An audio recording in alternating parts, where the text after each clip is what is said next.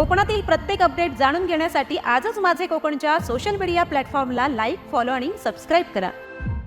नमस्कार, मी प्रणाली भोसले। माझे कोकणच्या प्राईम टाइम बुलेटिनमध्ये आपल्या सर्वांचं मनपूर्वक स्वागत करते।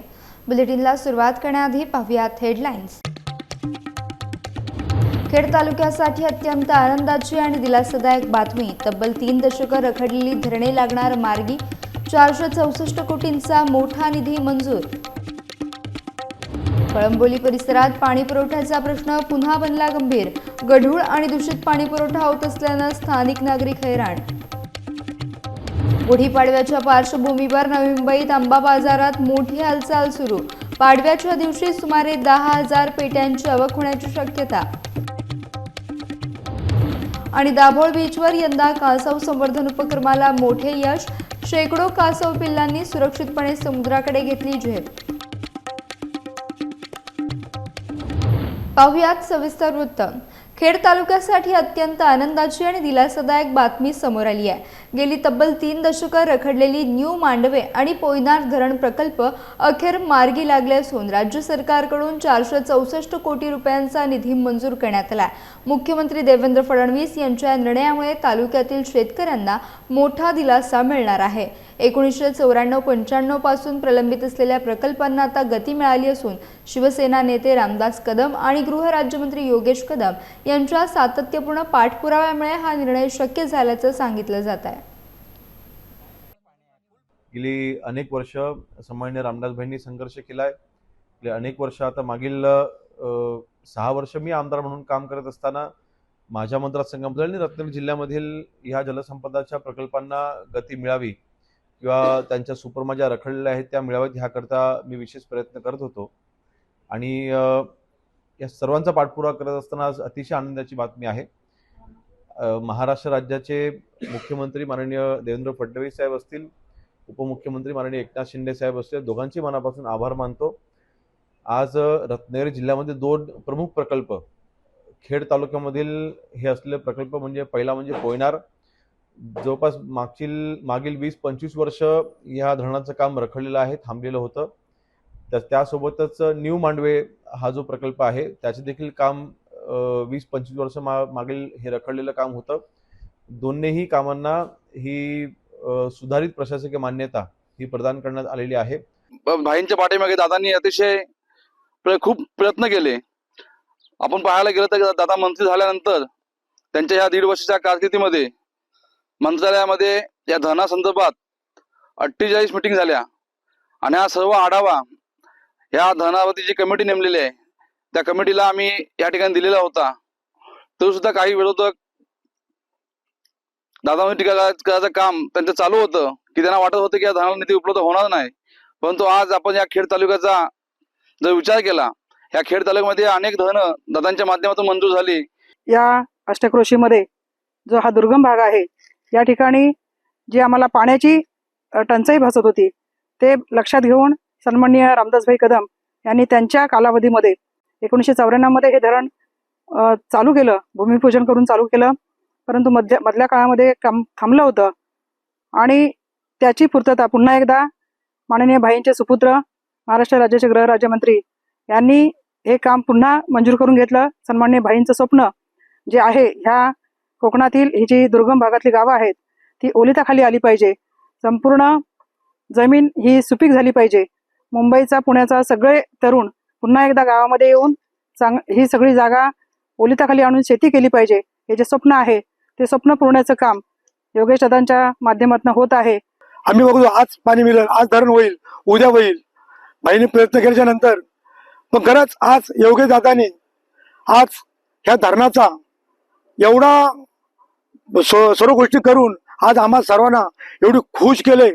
तर खरंच आम्ही अजून अनेक वर्ष म्हणत होतो ते म्हणतात ना घरट पाणी उशाला आणि कोरड घशाला, आम्ही स्वप्न पाहता पाहता थकलो आम्ही। परंतु ती आमची स्वप्न योगेश दादांनी आजला जवळजवळ 195 कोटी हे उपलब्ध करून आज खरंच त्यांनी आमची जी स्वप्न होती, आमच्या मुलांची स्वप्न होती ती खरंच आज त्यांनी योगेश दादांनी मार्गी लावली। 10-15-20 वर्ष गेली, या धरणाचा ठाव ठिकाणा लागेल नाही.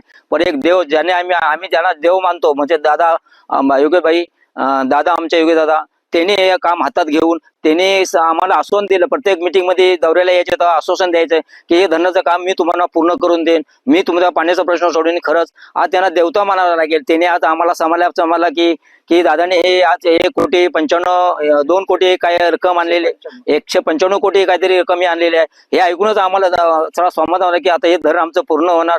आजच सकाळी आम्हाला समजला की हे बाबा मंजूर झालेले आहेत. तेव्हा आम्ही जितकं धन्यवाद देऊ दादा तेवढं कमीच आहे. परंतु हे दादाने केलं हे चांगलं केलं. 1994ला जे भूमिपूजन झालं आणि ते काम रामदासभाई यांच्या माध्यमातून चालू झालं. परंतु ते काम करता करता युती सरकारने चांगल्या पद्धतीने जोर लावला होता कामाला. 5 वर्षात पूर्ण होईल असं वाटत होतं धरण. परंतु मधली जी आलेली सरकार आहेत त्यांनी ती काम काही राजकारण झालं असेल त्याच्यामुळे हे एवढे वर्ष गेलेत आणि करता करताला आता जवळजवळ 30-32 वर्ष होत आहेत. आणि ह्या धरणा प्रकल्पासाठी आता योगेश दादा नावांचे विद्यमान असे मंत्री, गृहराज्यमंत्री, त्यांनी हे काम आपल्या स्वतःच्या पॉवरवरचे असं काम 195 कोटी ह्या धरणाला मंजूर केले आहेत. तरी आम्ही विभागातील जे असणारे जी 5 गावं आहेत त्याचबरोबर तळ्यापासून वरती हे सर्वजण त्यांचे आम्ही मनापासून आभार मानतो. नवी मुंबईतील कळंबोली परिसरात पाणी पुरवठ्याचा प्रश्न पुन्हा एकदा गंभीर बनला. गेल्या 4 दिवसांपासून गढूळ आणि दूषित पाणी पुरवठा होत असल्यानं स्थानिक नागरिक हैराण झालेत. यापूर्वी सिडको प्रशासनाकडून तांत्रिक कामासाठी 18 तास पाणी पुरवठा बंद राहणार असल्याची सूचना देण्यात आली होती. मात्र पाणी सुरू झाल्यानंतर येणारं पाणी अत्यंत मळकट आणि पिवळसर असल्यानं नागरिकांनी तीव्र संताप व्यक्त केला. सध्या ऋतुमान बदलाच्या पार्श्वभूमीवर विविध आजारांचा धोका वाढला असताना अशा दूषित पाण्यामुळे पोटाचे विकार, त्वचा रोग यांसारख्या समस्यांचा धोका अधिक वाढला आहे. त्यामुळे हे पाणी पिण्यास आणि घरगुती वापरासाठी पूर्णपणे अयोग्य असल्याचं नागरिक सांगतात. परिणामी अनेकांना पिण्याच्या पाण्यासाठी पर्यायी व्यवस्था करावी लागते. संबंधित यंत्रणेकडून तातडीनं उपाययोजना करून स्वच्छ आणि नियमित पाणी पुरवठा सुरू करावा अशी मागणी आता जोर धरू लागली आहे. सिडको प्रशासन, सिडकोचे अधिकारी असतील, इंजिनियर असतील, कार्यकारी अभियंता असतील, तुम्ही आम्हाला पाणी देता टाईम टू टाईम, आम्हाला तुम्ही पाण्याचं बिल पाठवता आणि नागरिक पाण्याचं बिल टाईम टू टाईम भरताय तुम्हाला, तरी तुम्ही आम्हाला सुविधा देत नाही आहे. सुविधा देतात ते त्यामध्ये पण गढूळ पाणी असतं, 2-2, 3-3 दिवस पाणी येत नाही. त्यामध्ये तुम्ही सांगता 36 तासाचा पाणी येणार नाही याची तुम्ही नोटीस पाठवतात. त्यानंतर 18 तासांनी पाणी येतं, ते पण गढूळ पाणी येतं. सिडको प्रशासनाला विनंती आहे, यामध्ये गेल्या 5 ते 6 दिवसामध्ये जनतेचे प्रत्येक घरामध्ये कमीत कमी 300 ते 350 रुपये दिवसाला खर्च आलेला आहे. कळंबोलीत 8 ते 10 हजार पब्लिकांच्या घरामध्ये रोज 2 ते 3 जार लागतोय. याची जर टॅली झाली तर खर्च किती झाला सामान्य नागरिकाचा. महाड MIDC परिसरातील पिडीलाइट कंपनीमध्ये काम करत असताना एका तरुण कामगाराचा विजेचा शॉक लागून मृत्यू झाल्याची घटना समोर आली आहे. आलम हरून खान, वय वर्ष 25, राहणार बीरवाडी असे मृत कामगाराचे नाव असून तो कंपनीत इलेक्ट्रिशियनचं काम करत होता. 16 मार्च रोजी सायंकाळी 7:30च्या सुमारास काम करताना त्याला अचानक विजेचा शॉक बसला. घटनेनंतर सहकाऱ्यांनी त्याला तातडीनं महाड ग्रामीण रुग्णालयात दाखल केलं. मात्र डॉक्टरांनी तपासणी करून रात्री 8:31 त्याला मृत घोषित केलं. या प्रकरणी महाड MIDC पोलीस ठाण्यात अकस्मात मृत्यूची नोंद करण्यात आली असून पुढील तपास पोलीस करत आहेत. या घटनेमुळे औद्योगिक क्षेत्रातील कामगारांच्या सुरक्षेचा प्रश्न पुन्हा एकदा ऐरणीवर आला असून संबंधित यंत्रणेकडून याबाबत गंभीर दखल घेण्याची गरज व्यक्त होतीये. पोलादपूर तालुक्यात उन्हाची तीव्रता वाढत असताना वणव्यांचं प्रमाण देखील दिवसेंदिवस वाढताना पाहायला मिळत आहे. डोंगराळ भागात झाडे झुडपे कोरडी पडत असताना वारंवार लागणाऱ्या वणव्यांमुळे वनसंपदेचा मोठा ऱ्हास होतोय. दररोज लागणाऱ्या आगींमुळे डोंगर काळवंडून जात असून अनेक उपयुक्त वृक्षवेली नष्ट होत आहेत। याचा परिणाम फक्त पर्यावरणावरच नाही तर पशुपक्ष्यांच्या अस्तित्वावर देखील होतोय। त्यांच्या निवाऱ्याचे आणि अन्न साखळीचे मोठे नुकसान होत असल्याची चिंता व्यक्त केली जात आहे। वनप्रेमी नागरिकांकडून वणवा लावणाऱ्यांवर कठोर कारवाई करण्याची मागणी होतीये। वणवा विरोधी कायदा अस्तित्वात असला तरी त्याची प्रभावी अंमलबजावणी होत नसल्याने असे प्रकार वाढत असल्याचं सांगितलं जाते। पर्यावरणाचा समतोल राखण्यासाठी आणि वनसंपदा वाचवण्यासाठी प्रशासनाने तातडीने कठोर पावले उचलणे गरजेचं असल्याचं मत व्यक्त होत आहे। नागपूर तालुक्यामध्ये जी वनव्याची जी परिस्थिती आपण बघतोय, संपूर्ण तालुक्यामध्ये सगळा विध्वंस सुरू आहे। अनेक दिवस झाले, जवळजवळ फेब्रुवारी महिन्यापासून वनवे लागायला सुरुवात झालेली आहे आणि त्याचा परिणाम अत्यंत वाईट हा शेतकऱ्यावरती होत आहे। अनेक लोकांच्या बागा जळत आहेत, आंब्याच्या काजूच्या बागा जळत आहेत, अनेक लोकांचे गोटे जनावरांचे जळत आहेत। त्यानंतर जनावरंसुद्धा मागच्या वर्षीसुद्धा अनेक गोट्यांमध्ये जिवंत जनावरं जाळली गेली आणि इतक्या मोठ्या प्रमाणात वनवे लागत आहेत आणि त्याच्यावरती कोणकोणत्या प्रकारचे ग्रामस्थ असतील किंवा प्रशासन शासन याच्यावरती कोणत्याही प्रकारचा विचार करत नाही आहे। तालुक्यामध्ये जर सर्वे केला तर जवळजवळ 30% बागायती क्षेत्र वनव्याखाली आज जळून गेलेले आहे। अनेक लोक त्याच्यामध्ये इतके नर्वस झालेली आहेत, त्यांच्या मनावरती खूप मोठा परिणाम झालेला आहे, आघात झालेला आहे की ज्यांनी 5-5, 6-6 वर्षाच्या बागा लावल्यात ती लोक परत बागा लावण्यासाठी इच्छुक नाही आहेत, तयार नाही आहेत आणि याचा गांभीर्याने शासनाने, प्रशासनाने आणि तालुक्यातील सर्व ज्येष्ठ लोकांनी याचा विचार करणं खूप गरजेचं आहे। आणि वन विभाग असेल, तहसील कार्यालय असेल, त्याचप्रमाणे पंचायत समिती, कृषी विभाग या सर्वांनी एकत्रित येऊन, सगळ्या विभागांनी एकत्रित येऊन, सर्व लोकांना एकत्रित येऊन एक समाजामध्ये जनजागृती करून वनवे कशा पद्धतीने थांबतील आणि वनवे लावणाऱ्यांवरती कशा पद्धतीने कठोर कारवाई होईल याचा विचार करणं गरजेचं आहे। नवी मुंबईत बेलापूर विधानसभा मतदारसंघाचे आमदार मंदा म्हात्रे यांना हृदयविकाराचा झटका आल्यानं त्यांना तातडीने नवी मुंबईत अपोलो रुग्णालयात दाखल करण्यात आले। सध्या त्यांच्यावर उपचार सुरू असून त्यांच्या प्रकृतीबाबत माहिती घेण्यासाठी राजकीय वर्तुळात देखील हालचाली सुरू झाल्यात। ही माहिती समजताच राज्याचे उपमुख्यमंत्री एकनाथ शिंदे यांनी तात्काळ व्हिडिओ कॉलद्वारे मंदा म्हात्रे यांच्याशी संवाद साधला। यावेळी त्यांनी त्यांच्या प्रकृतीची विचारपूस करत तब्येतीची विशेष काळजी घेण्याचा सल्ला दिला आहे। तुमच्या पाठीमागे तुमच्या मतदारसंघातल्या गोरगरीब जनतेचा आशीर्वाद आहे। हा बिलकुल बिलकुल काही चिंता करू नका आणि आम्ही सगळे आपल्या सोबत आहोत। मंदाताई बिलकुल टेन्शन घेऊ नका, विल पॉवर स्ट्रॉंग ठेवा, तुम्ही लवकर बरे होणार। परत आपल्याला काम करायचं आहे, जनतेची सेवा करायची आहे। ओके, चला, खूप खूप शुभेच्छा, लवकर बरे व्हा।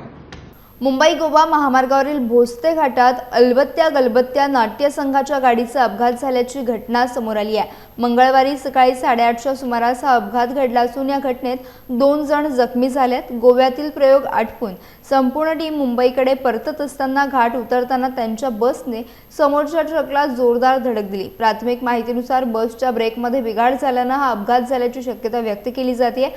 या अपघातात साऊंड आर्टिस्ट विलास दाते आणि बस चालक प्रकाश अफाड जखमी झाले असून त्यांच्यावर कळंबणी उपजिल्हा रुग्णालयात उपचार सुरू आहेत। स्थानिक नागरिकांनी तात्काळ मदत कार्य करत जखमींना रुग्णालयात दाखल केलं।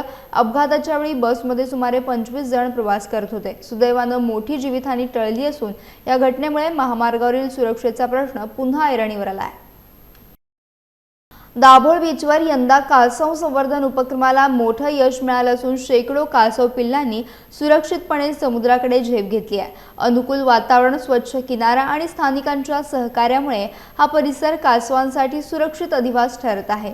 यावर्षी आढळलेल्या कासवांच्या घरट्यांचं संरक्षण करत त्यांची काळजीपूर्वक निगा राखण्यात आली। 9 घरट्यांमधून तब्बल 409 पिल्ले बाहेर पडली तर आणखीन 5 घरट्यांमधून 497 पिल्लांना सुरक्षितपणे समुद्रात सोडण्यात आलं। घरट्यांभोवती संरक्षक जाळी लावून अंड्यांचं संरक्षण करण्यात आलं होतं। पिल्ले बाहेर पडताच त्यांना सुरक्षितपणे समुद्रापर्यंत पोहोचवण्याची व्यवस्था करण्यात आली। या उपक्रमात स्थानिक नागरिक, स्वयंसेवक आणि वन विभागाच्या कर्मचाऱ्यांनी मोलाचे योगदान दिले। कासव संवर्धनामुळे पर्यावरणाबाबत जागरूकता वाढत असून भविष्यातही अशा उपक्रमांमुळे कासवांची संख्या वाढण्यास मदत होणार असल्याचा विश्वास व्यक्त केला जातोय। गुढीपाडव्याच्या पार्श्वभूमीवर नवी मुंबईत आंबा बाजारात मोठी हालचाल सुरू झाली आहे। यंदा सण लवकर आल्यामुळे व्यापारी आणि शेतकरी दोघेही मोठ्या प्रमाणात आंबा बाजारात आणण्याच्या तयारीत आहेत। पाडव्याच्या दिवशी सुमारे 10,000 पेट्यांची आवक होण्याची शक्यता असून बाजारात मोठी उलाढाल अपेक्षित आहे। सध्या आंब्यांच्या पेट्यांचे दर 2,000 ते 8,000 रुपयांच्या दरम्यान असल्याचं दिसून येत आहे। हवामानातील बदल, कमी थंडी आणि वातावरणातील अस्थिरतेमुळे यंदा उत्पादनावर परिणाम झाला असून आंब्याची आवक मर्यादित आहे। पुरवठा कमी आणि मागणी जास्त असल्यानं आंब्याचे दर वाढले आहेत। येत्या काही दिवसात देखील दर उच्चच राहण्याची शक्यता वर्तवण्यात येते आहे। यंदा गुढीपाडव्याला अंदाजे 10,000 पेटी येतील असा अंदाज आहे। कालपासून मुंबई मार्केटला 6,000 6,200 अशा पेट्या आल्या होत्या। आज पण 4,000 ते 5,000 पेट्या असतील। आणि नॉर्मली कसं शेतकरी पाडव्याच्या मुहूर्तावरती आपला आंबा विक्रीला पाठवत असतो, घेणारा ग्राहक सुद्धा मुहूर्ताला आंब्याच्या पेट्या ह्या खरेदी करत असतो। तेव्हा असा आमचा अंदाज आहे की 10,000 पेट्यांची आवक गुढीपाडव्याला होईल। परंतु आपण जर गेल्या वर्षी गुढीपाडव्याची आवक आणि यंदाची गुढीपाडव्याची आवक ह्याची जर तुलना केली तर गेल्या वर्षी माझ्या हिशोबानं 25,000 ते 30,000 पेट्यांची आवक होती, ती यंदा 10,000 पर्यंत सीमित राहील। कारण यंदा उत्पादन हे फार मोठ्या प्रमाणामध्ये घटलं आहे, कारण निसर्गानं फार मोठा आघात कोकणातल्या शेतकऱ्यावर केल्यामुळे यंदा उत्पादन हे कमी आहे। दर अंदाजे आत्ता जे दर आहेत हे डझनाला 1,000 रुपयापासून तर 2,000 रुपये डझन, म्हणजे एकदम अप्रतिम आंबा जो आहे तो 2,000 रुपये। पण जनरल जे डझनाचे रेट झालेले आहे हे 1,000 रुपयापासून तर 1,500 ते 1,800 रुपये ह्या भावानं सध्या आंब्याचे दर होलसेल मार्केटला कच्च्यामध्ये, ते रिटेलमध्ये जाताना थोडेसे महाग विकले जातात। कारण आंबा पिकताना 15-20% आंबा हा रिजेक्ट होत असतो, त्याच्यामुळे त्याची कॉस्ट वाढत असते।